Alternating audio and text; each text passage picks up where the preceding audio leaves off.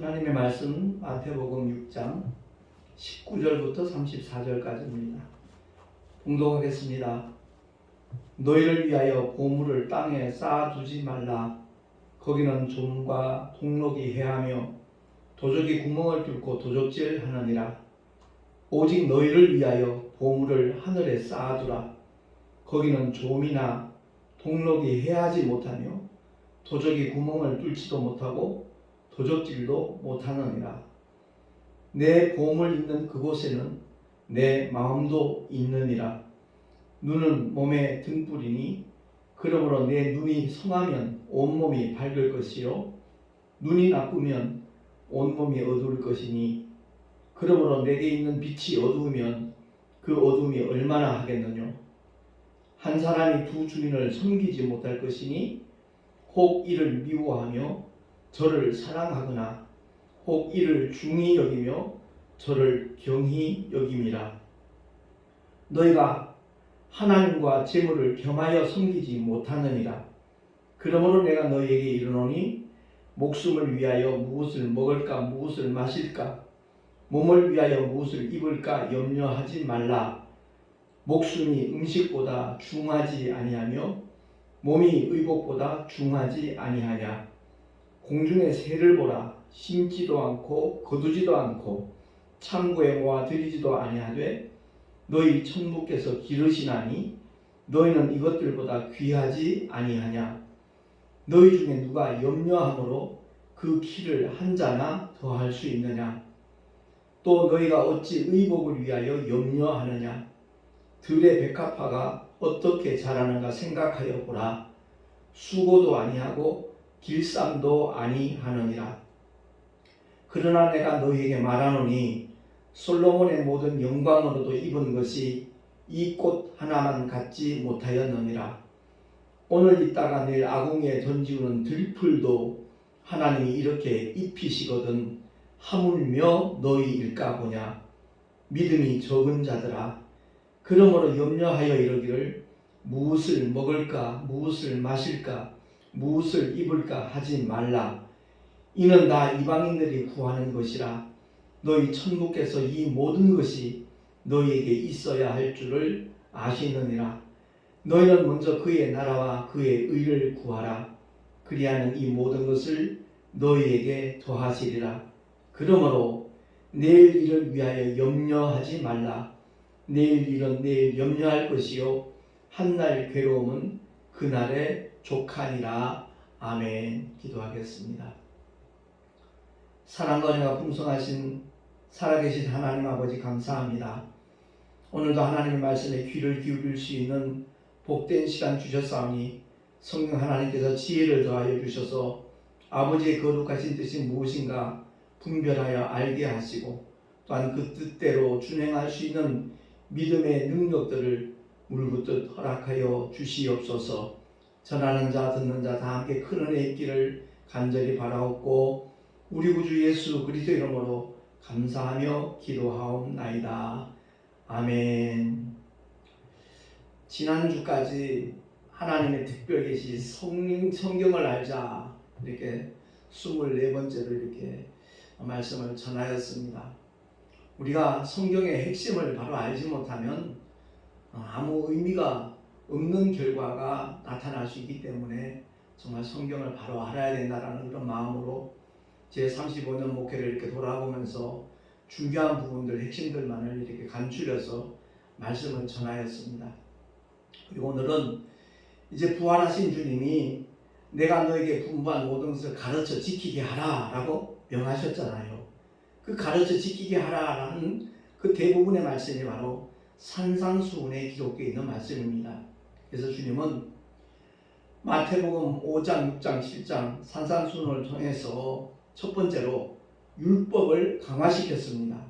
왜냐하면 서기관들이 그리고 또 바리새인들이 그 율법의 그 목적, 용무를 오해를 해가지고 거칠해진 믿음을 가지고 마치 자기들이 의인인 것처럼 천국에 들어갈 수 있는 것처럼 오해를 하고 있었기 때문에 그렇습니다. 그래서 주님이 율법을 촘촘하게 이렇게 강화를 시키잖아요. 남의 물건을 실제로 훔치지 않았어도 탐심만 가져도 이미 도적질한 자다. 살인하지 않았지만 누군가를 미워하면, 형제를 미워하면 이미 그는 살인한 자고, 음욕만 풀어도 이미 가늠한 자다. 주님이 그렇게 지적을 해주십니다. 그래서 목적은 단 한 가지예요. 인류는 다 죄인이라는 사실을 깨닫고 고백하라는 겁니다. 죄인이기 때문에 그 죄의 문제를 해결해 주실 구세주, 메시아가 필요하니까 하나님의 독생자로 이 땅에 오신 예수 그리스도 앞으로 나오라는, 그것이 바로 율법을 강화한 목적입니다. 그리고 요한복음 5장, 6장, 7장을 제대로 살펴보면 구제와 기도, 용서와 금식 등 우리 신앙생활은 바로 하나님과의 관계라는 것을 깨닫게 해주십니다. 뿐만 아니라 물질관에 관해서도 올바른 자세를 가질 것을 주님은 말씀을 하고 있는데, 사실 생활의 모든 염려가 물질과 깊은 연관성이 있다는 것을 우리가 알 수 있잖아요. 그래서 우리 모두가 다 서기관이나 바리새인처럼 어떤 외식적인 믿음, 거칠어적인 믿음, 이거 다 던져버리라는 거예요. 그게 바로 죄라는 거죠. 그리고 약속하신 성령을 받아서 성령 하나님께서 인도하시는 대로 오직 생명의 좁은 문으로 들어가는 것이 주님의 명령입니다. 특히 오늘 본문은요, 나 자신에게 있어서 진짜 주님은 누구인가 하는 것을 묻고 계십니다. 답은 하나죠. 하나님을 나의 주인으로 섬기지 않는다면 그 사람에게는 분명히 물질이 주인일 겁니다. 믿노라 하면서도 삶의 현장에서는 그야말로 우상 숭배하는 기독교인들이 너무나 많이 있습니다. 난 우상 앞에 절한 적 없는데요. 이렇게 항변할 수 있을지 모르지만 성경은 분명하게 우리에게 알려주고 있습니다. 사도 바울을 통해서 골로새서 3장 5절에 이와 같이 말씀하잖아요. 제가 봉독을 하겠습니다. 그러므로 땅에 있는 지체를 죽이라. 곧 음란과 부정과 사욕과 악한 정욕과 탐심이니 탐심은 곧 우상 숭배니라. 아멘. 그렇습니다. 탐심이 바로 우상 숭배라는 거죠. 한때 우리나라 전체 최고의 인사말이 부자 되세요 그랬거든요. 부자 되기를 누구나 꿈꾸고 있습니다.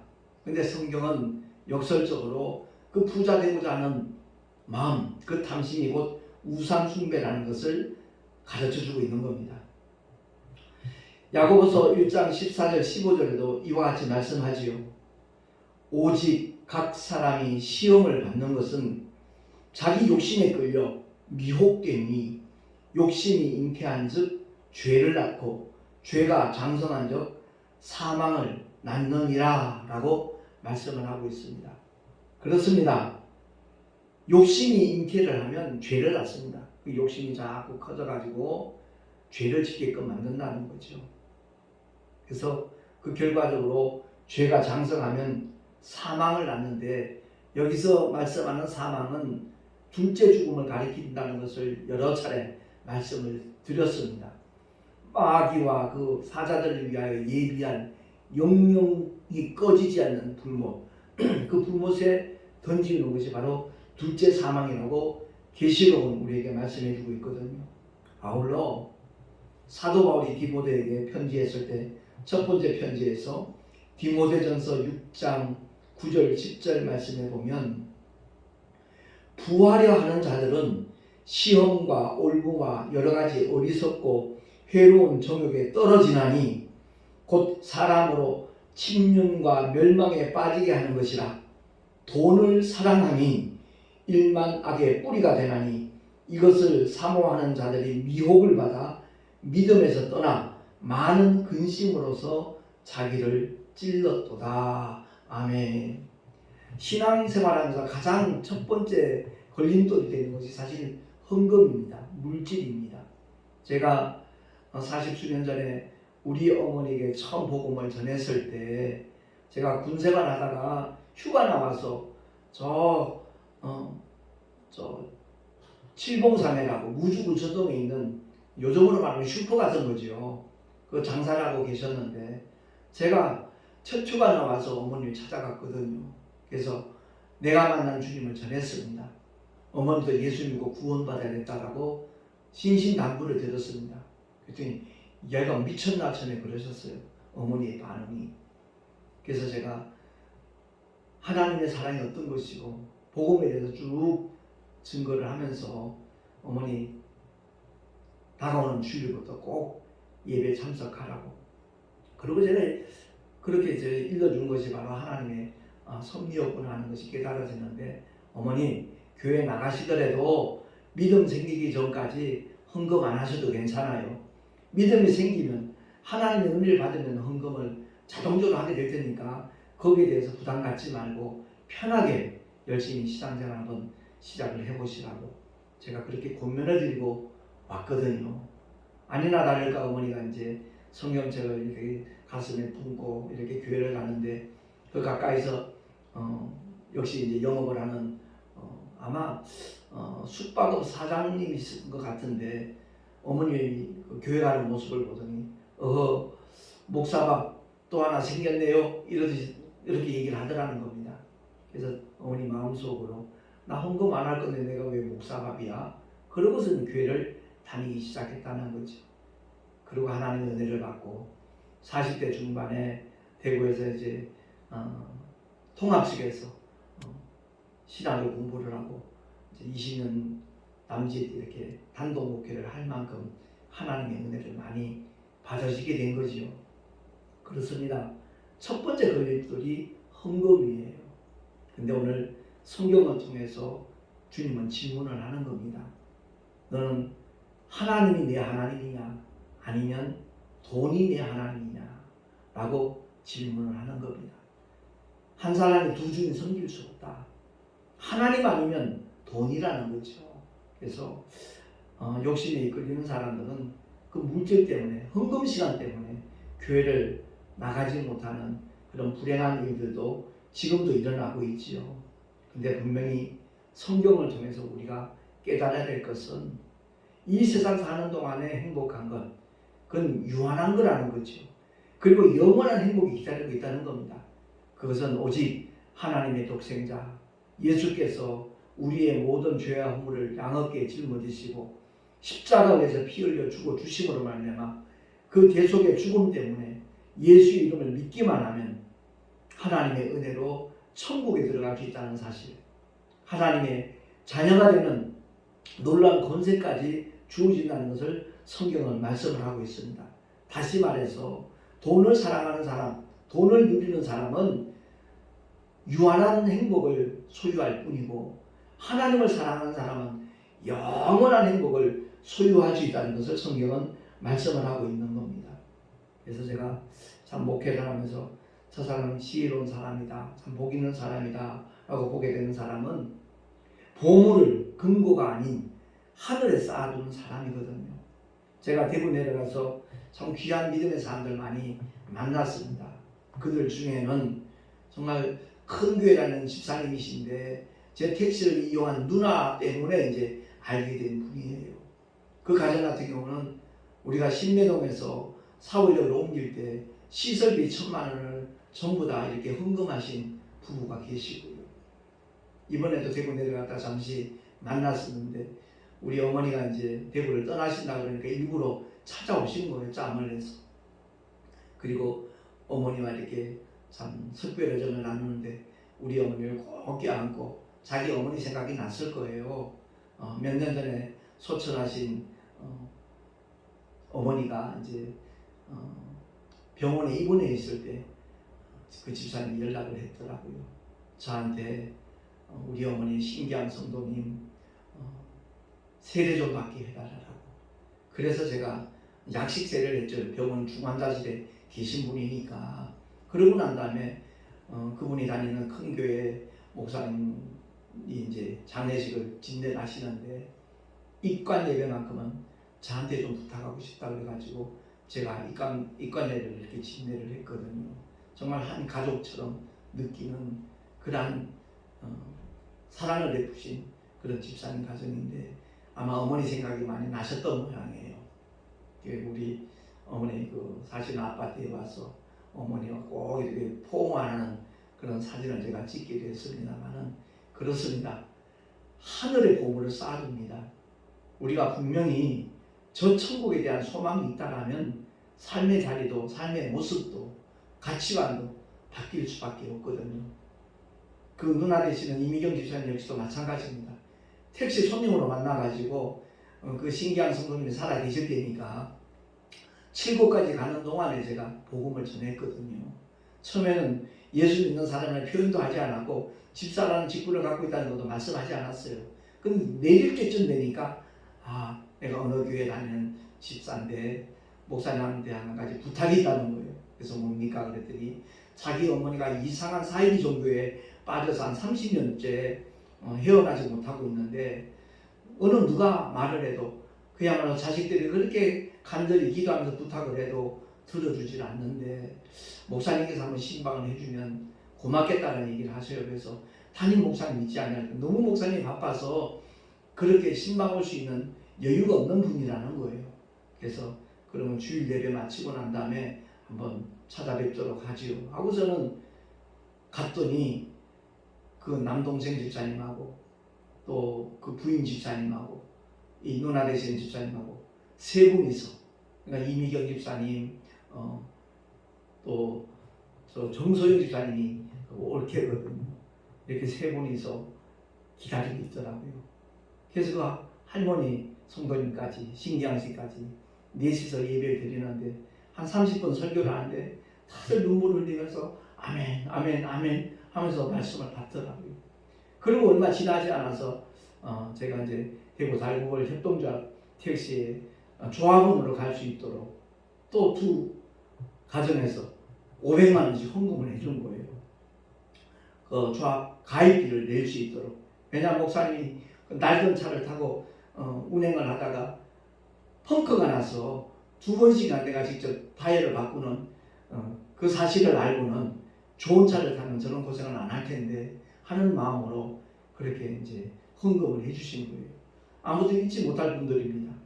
뿐만 아니라 우리 교회 정말 기둥 같은 일꾼 동역자이신 그 한의사 집사님과 또 부인 산부인과 의사 선생님하고 이 두 분 집사님이 지금까지 송내 열방교회가 든든히 세워질 수 있도록 참 힘을 실어주고 계시는 분들, 그런 분들은 바로 지혜 있는 믿음의 사람들이다. 저는 그렇게 확신합니다. 그야말로 우리가 이 세상 떠날 때 단돈 한 푼 들고 갈 수 없잖아요. 돈병철이라는 별명을 가졌던 이병철 씨도 동전 한 입 갖고 가지 못했습니다. 그런데 정말 우리가 믿음으로 하늘의 그 보물을 쌓을 수가 있거든요. 오늘 본문은 그것을 말씀하는 겁니다. 우리가 생활 속에서 늘 염려하는 게 뭐지요? 뭘 먹고 살지? 어떤 집에 가지? 이런 이 유한한 세상 속에서의 현실적인 문제에 늘 고심을 하고 마음을 빼앗기잖아요. 아마 여러분들도 알고 있는 얘기겠지만 이솝 우화 가운데 들어갈 때나 나올 때나 배고프기랑 마찬가지다 하는 여우의 그 독백이 있습니다. 다름이 아니라 배가 너무너무 고픈 거예요.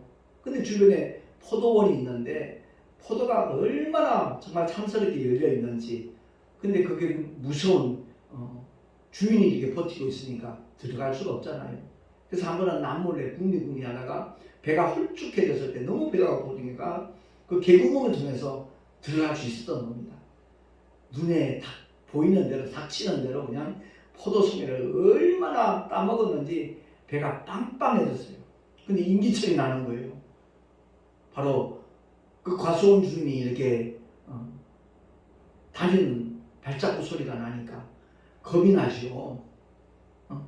이리저리 피해서 숨어 있다가 나가려고 그러니까 배가 빵빵해서 들어왔던 개구멍으로 나갈 수가 없는 거예요.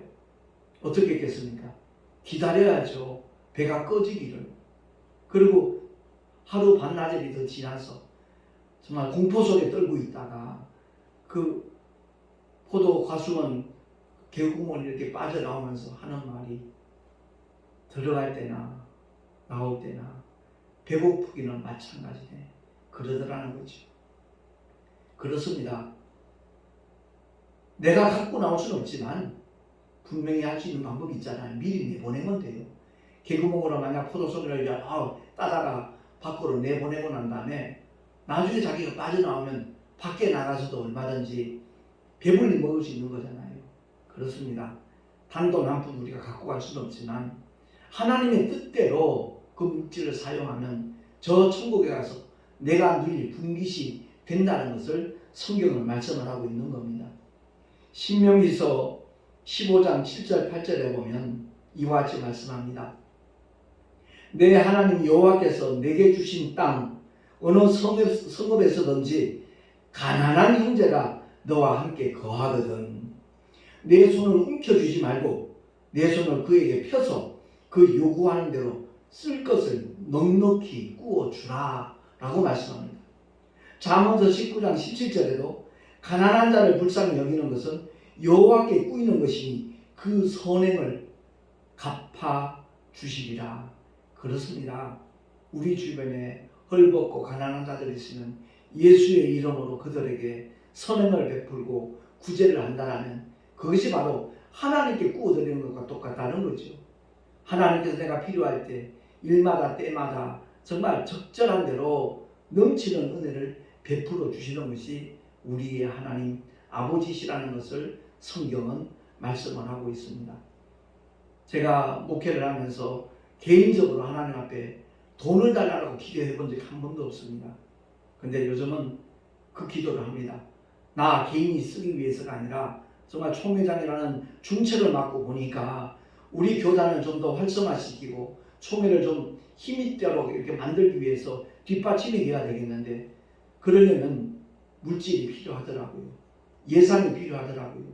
좀 넉넉한 데서 여유롭게 이렇게 좋은 장소를 빌려서 집회도 하고 아닌 말로 1월 초에 가지게 되는 신년 하루에도 좀 좋은 선물도 나눠드리면서 하려면 물질이 뒷받침이 돼야 되거든요. 그래서 요즘 그런 기도를 합니다. 하나님 필요한 돈을 좀 뭉탱이로 좀 주세요.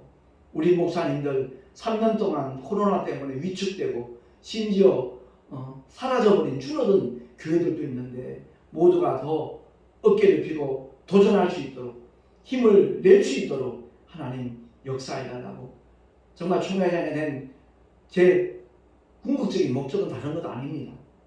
우리 교단이 비록 미력한 힘을 가진 나지만 나를 통해서 더 활성화될 수 있도록 더 힘을 낼 수 있도록 부흥 발전할 수 있도록 주님 붙잡아 달라고 제가 3년 전부터 사실 그 기도를 하고 있습니다. 이 일을 감당하는데 가장 정답이 주어진 것은 바로 전도하는 목사님들이 되는 거거든요. 제가 택시전도 9년간 하면서 얼마나 많은 간증들이 있는지 모릅니다. 하나님께서 생각지도 않은 복들을 내어줬어요. 나이가 들면 치아가 망가지잖아요. 제가 10수년 전에 강원도 동해에서 교회를 건축했다가 교인 12명 데리고 70평 건축을 했으니까 굉장히 부담스럽고 무리한 작업을 한 거였죠. 결국 대출금이 좀 많이 부담스럽게 작용하다 보니까 성도들이 12명 헌금해야 얼마나 하겠습니까? 그 헌금 전액이 다 이자로 빠져나가는 거예요. 지금은 소천하셨는데 그 당시 회계를 맡고 있던 김영진 집사님이 세탁소를 하시는 집사님이었거든요. 그 집사님이 구역 예배를 드리면서 그런 얘기를 했던 모양이에요. 우리가 정말 열심히 헌금해봐야 목사님 생활비도 사례비도 한 번 못 드린다고. 그러니까 집사님이 아니 왜요? 대출받은 이자가 너무 부담스러워서 그것으로 다 빠져나가니까 정말 교회 나올 때마다 목사님 뵐 면목이 없다라는 그런 얘기를 하셨던 모양이에요. 그 말을 들은 집사님들이 얼마나 마음에 부담이 되겠습니까? 그래서 교회 나오면서 얼굴이 밝지 않은 거예요. 표정이 다들 어두운 거예요. 나중에 알고 보니까 그런 얘기를 듣고 난 다음에 모두가 의기소침해진 거죠. 그래서 제가 서울에 있는 큰 교회에 일부러 새벽 기도 시간에 강원도에서 찾아왔습니다. 4시 한 반쯤 도착을 했죠. 새벽 기도에 이제 특별 새벽 기도하는 기간이기 때문에. 그래서 그 담임 목사님이 처음 목회를 시작하면서 선교도 많이 하고 구제도 많이 했다는 얘기를 오래전부터 들어왔기 때문에 그 김 목사님께 말씀을 드리면 도움이 될 수 있겠다. 교회 명예를 재산권을 전부 다 넘겨드릴 테니까 5년만 거기서 목회를 할 수 있도록 도와달라고 그 부탁을 하려고 찾아갔던 겁니다. 물론 편지를 먼저 보냈지요. 그 편지가 전달됐는지 안 됐는지 저는 알 길이 없습니다만은 부목사님들이 나와서 가로막는 거예요. 약속을 하셨습니까? 아니요, 약속하지 않았는데 내 마음에 좀 담임 목사님께 한번 말씀을 드리고 싶은 생각이 강하게 일어나서 이렇게 새벽 시간에 동해시에서 찾아왔습니다. 안 됩니다. 우리 목사님 어떤 분이신지 약속도 안 하고 만나러 오신다는 얘기입니까? 철통방을 하는 겁니다. 한마디로 문전박대를 당했어요. 그래서 제가 결론을 내렸죠. 당시 제가 동해 기독교 연합회에서 회계를 맡고 있었는데 그 회계 활동을 하다 보니까 이제 그 당시에 연합회장 되시는 분이 조한희 목사님이라고 이제 그 동해 성결교회 목사님이신데 아주 인품도 좋으시고 교세도 든든하고 큰 교회예요. 근데 그 목사님이 자기 후배 목사가 삼척에서 부교육자 생활하고 있는데 그 목사님이 이 동해로 목사님이 건축한 교회로 오고 싶어 한다고, 목사님이 그렇게 재정적으로 힘들고 그러면 차라리 내 후배 목사님한테 그 교회를 이양을 하고 떠나는 게 어떻겠냐고 그렇게 중재 역할을 해서 제가 정말 동해를 떠날 수가 있었던 거거든요. 제가 드리고 싶은 말씀은 다른 것이 아닙니다. 정말 우리가 신앙생활을 하든 목회를 하든 재정적인 뒷받침이 없으면 이렇게 고통을 겪을 수밖에 없다 하는 것을 뼈저리게 경험을 했거든요. 그래서 이번에 총회장으로서 좀 힘을 실어주기 위해서는 재정적인 뒷받침이 필요하다라는 생각이 들어서 나 개인적으로는 단 한 번도 하나님 돈 주세요 기도해 본 적이 없지만 교단에 정말 힘을 실어주기 위해서는 그런 어떤 뒷받침이 필요하다는 생각이 들어서 이소구화를 말씀드린 것도 참 해외 선교사님들을 후원한다든지 힘들고 어려운 개척교회나 작은 교회들을 돕는다든지 하는 그 모든 일들은 하나님께 구워드리는 것과 똑같은 결과라는 거지요. 그래서 이 메시지를 듣는 분들 중에 혹 마음에 감동이 되시는 분이 있으면 유튜브 동영상 맨 밑에 댓글을 달 때 제가 우리 송내 열방교회 계좌번호를 이렇게 댓글로 달아놓을 생각입니다.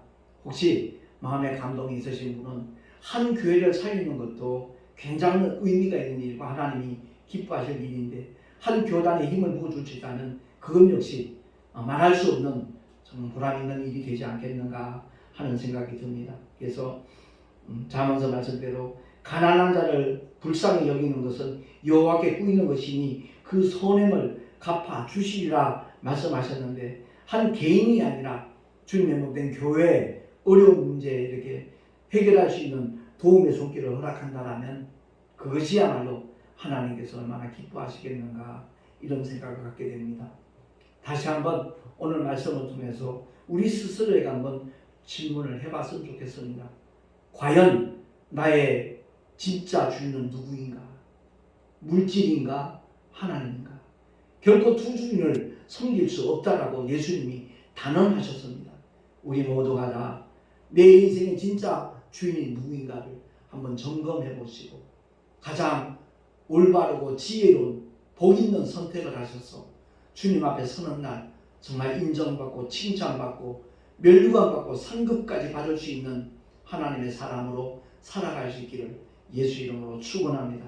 이 칠판에 써놓은 이 내용 그대로 디모데전서 6장과 신명기 15장과 잠언 19장을 한번 확인해서 마음비에 새기셔서 정말 주님이 기뻐하시는 삶의 자리로 우리 모두 힘있게 걸어가며 달려갈 수 있는 하나님의 사람들이 되십시다.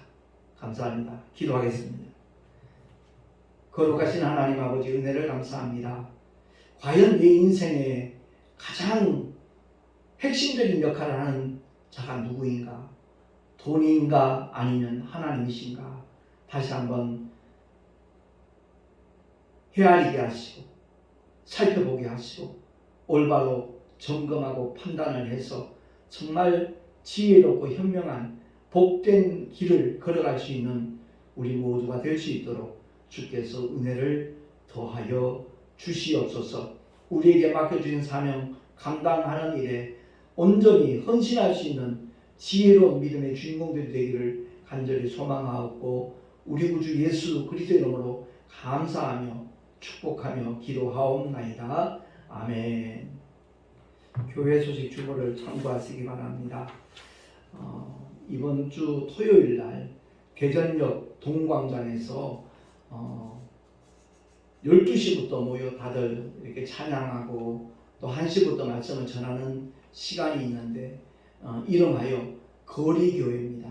그 교회 목사님께서 저에게 말씀을 전해주시면 좋겠다라고 한 달 전에 이렇게 부탁을 하셔서 이번 토요일 날 참여를 합니다. 위에서 기도해 주시기를 바랍니다. 참 그들에게 꼭 필요한 생명의 메시지가 전하여질 수 있도록 성령님 강하게 역사해 달라고 기도해 주시면 고맙겠습니다. 그리고 11월 15일 날 화요일 날 교육자 원례회가 양평 참생명 전원교회에서 있습니다. 그 원례를 통하여 더욱더 우리 노회원들이 하나로 뭉쳐질 수 있도록 하나님 역사해 달라고 기도해 주시고요. 이번 주 중에 이제 우리 어머니가 대구에서 올라오시니까 함께 제가 거의 움직일 겁니다. 주님께서 역사해 주셔서 맑은 정신을 가지고 더욱더 밝은 마음으로 저와 함께 이제 요 가까이 저 송내 남부역 광장에서 물티슈나 아니면 껌 전단지나 그리고 마스크나 또 교회 내년도 카렌다를 한 부씩 나눠주면서 전도를 하기로 했습니다. 위에서 기도해 주셔서 하나님 앞에 영광이 될 수 있도록 함께 중보기도 해주시면 참으로 감사하겠습니다.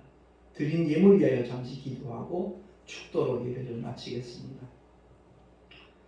거룩하신 하나님 아버지 감사합니다. 대다수의 사람들이 물질 때문에 믿음을 놓쳐버리는 경우가 얼마나 많이 있는지 모릅니다. 주님께서 정말 내 인생에 있어서 누가 나의 주인이고 하나님이신가 다시 한번 돌아보게 하시고 지혜롭고 복된 선택을 하는 자들 되게 하셔서 정말 하나님을 나의 하나님으로 온전히 모시고 섬길 수 있는 믿음의 주인공들이 다 되게 하여 주시옵소서. 오늘 주님을 예배하며 귀한 물질을 예물로 드린 손길들이 있습니다. 그 11조와 여러 가지 모양의 헌물들 기쁘시게 흠양하여 주시고 아버지의 뜻대로 쓰임받을 수 있도록 주님 인도하여 주시옵소서. 드린 손길들마다 참으로 복되게 하시고 은혜 위에 은혜를 입을 수 있는 믿음의 주인공들이 다 되게 하여 주시옵소서. 우리 구주 예수 그리스도 이름으로 감사하며 축복하며 기도하옵나이다. 아멘. 이제는 우리 주 예수 그리스도의 크신 은혜와 하나님 아버지의 놀라우신 사랑하심과 보혜사 성령 하나님의 내주교통 인도하심과 축복하심이 오직 하나님만을 나의 주인으로 모시고 살아가리라 결단한 하나님의 사람들 머리 위에 그 가정과 자녀들과 경영하는 모든 일들과 삶의 자리 위에 또한 주께서 피로 값주고 세우신 주님의 모든 교회들 위에 지금으로부터 영원토록 함께 있을지어다. 아멘.